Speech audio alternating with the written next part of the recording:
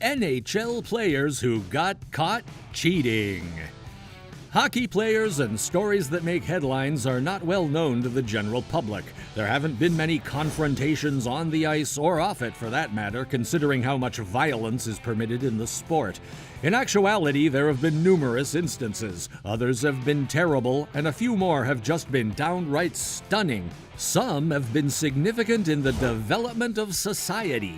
Welcome to Sportflix 2, the channel where you can find everything about hockey and the players. In today's video, we will see the NHL players who got caught cheating. Before getting into the video, please share and subscribe to our channel for more videos like these. Also, tap on the bell icon for notifications. Without further ado, let's get into it. Number 8, Billy Tibbits. Few people can recall this problematic enforcer from the early 2000s. In 2001, he was called up to the NHL by the Pittsburgh Penguins after amassing 38 points in 38 games with their AHL club. The fact that he ever played in the NHL is a fantastic achievement. He never did anything for the Penguins except sucker punch an opponent and receive a suspension from the NHL for it. This is due to the fact that in 1994, he was accused of raping a 15-year-old girl and found guilty of the crime. He was then taken into custody once more for disruptive conduct, witness intimidation, and assault and battery with a BB pistol. Tibbits spent 39 months in prison altogether. He was fortunate enough to be granted a second chance after serving his time in prison, and he capitalized on it by having a brief NHL career. After a brief run with the New York Rangers in 2003, Tibbits went on to play for the San Diego Gulls, Las Vegas Wranglers, and Idaho Steelheads of the ECHL, the Rockford IceHogs of the UHL, as well as a number of European organizations. Number 7, Sean Avery's sloppy seconds.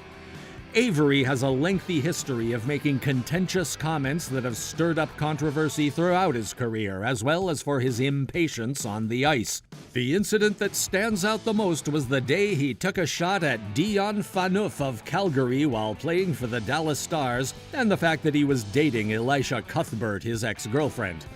I'll only make one comment. I'm overjoyed to be back in Calgary since I adore this country. I simply want to make a comment about how guys falling in love with my sloppy seconds has apparently become a typical occurrence in the NHL. I'm not sure what that's about, but have fun at tonight's game, he said. Avery was then given a 6-game suspension by Gary Bettman after his patience with him ran out, and the Dallas Stars ultimately let him go. Number 6, Rick Tocchet. Rick Tocchet, a former Stanley Cup champion, was working as an assistant coach with the Phoenix Coyotes when it was discovered that he had been operating an illegal gambling operation in New Jersey. Many started wondering right away if NHL great Wayne Gretzky, the head coach of the Coyotes, was connected to the ring. It was discovered that Gretzky's wife, Janet, had made bets despite his furious denial of the accusations. The greatest gambler ever was the subject of investigations to determine whether he had used his wife to place bets, but no proof was discovered. Tocchet shut down the ring after receiving 2 years of probation. As the Tampa Bay Lightning's head coach in 2008 and 9, he entered the coaching profession once more. Number 5, Rocket Richard and the Riots. Only a few days have passed since the deplorable riots in Vancouver, but in 1955 a riot broke out in the streets of Montreal, and it wasn't related to a victory. During a fight with a linesman, Rocket Richard of the Canadiens was given a season-long suspension. Many Canadiens supporters claimed that Richard's French-Canadian ancestry was to blame for the suspension's unusually long duration. This wasn't a riot over hockey, there was a racial riot. French and English Canadians were at war with one another at the time, and there was much fighting in Quebec.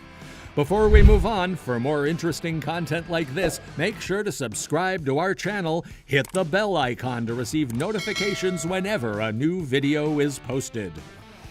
Number 4, Marty McSorley. In spite of the fact that Marty McSorley was one of the most dreaded enforcers in hockey, people will remember him for the decisions he made in the final 3 seconds of his playing career. Don Brashear was rendered unconscious by McSorley's stick strike to his head with a few seconds left in a game against the Vancouver Canucks. For this attack, he was not only suspended but also detained. More harm was done to the NHL than it was to McSorley as a result of his stick swing. The stick swing may have signaled the start of the NHL's decline in the early 2000s. It portrayed hockey negatively and caused it to lose popularity. Following that, a number of teams filed for bankruptcy. There was the Todd Bertuzzi incident, and then there was the damaging lockout. Fortunately, hockey has come a long way since then. Number 3, Todd Bertuzzi.